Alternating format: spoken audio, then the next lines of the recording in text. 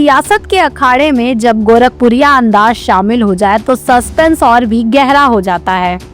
बंगाल के रण में किसकी होगी जीत, किसके हिस्से आएगी शिकस्त। इसी बीच गोरखपुर के सदर सांसद रवि किशन शुक्ला ने एक ऐसा दावा कर दिया जिसने कोलकाता से लेकर दिल्ली तक सियासी पारा बढ़ा दिया है। क्या वाकई इस बार दीदी की विदाई तय है?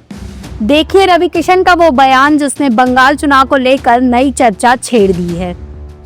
प्रधानमंत्री मोदी की रैली में उमड़ा जनसैलाब और उस भीड़ को देखकर रवि किशन की भविष्यवाणी।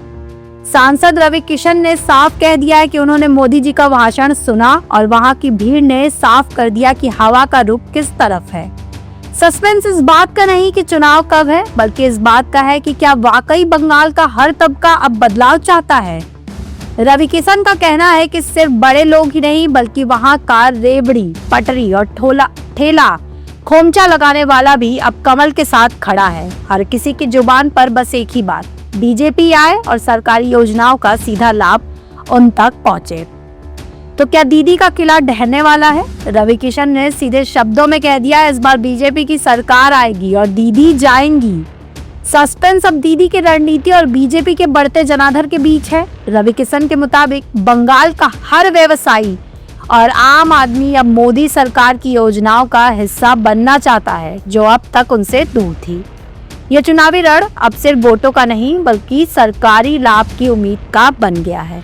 सुनिए बंगाल चुनाव की भीड़ और दीदी की विदाई पर क्या बोले गोरखपुर के सांसद रवि किशन। जैसे कई राज्यों में चुनाव होने जा रहा है, कहाँ देखते हैं भाजपा को? कल यशस्वी प्रधानमंत्री मोदी जी का मैंने भाषण सुना कोलकाता में। लाखों लोग आए थे। आज मैं आपको दावे के साथ बताता हूं कि कलकत्ता का चुनाव इस बार भाजपा के पक्ष में है। वो भीड़, वो हवा, वो करंट उसने बता दिया है कि मोदी जी उनकी पसंद हो चुके हैं और अब दीदी को वहां से हटाना चाहते हैं।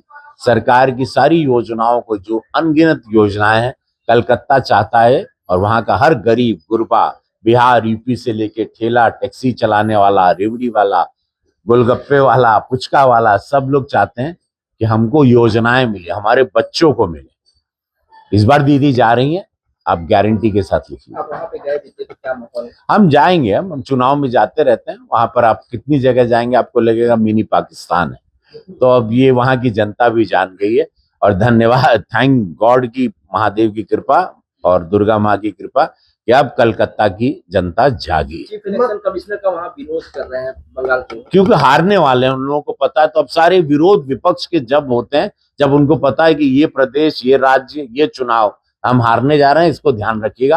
राहुल गांधी जी को हम सदन में इतने सालों से देख रहे हैं, अब हमको पता चल गया।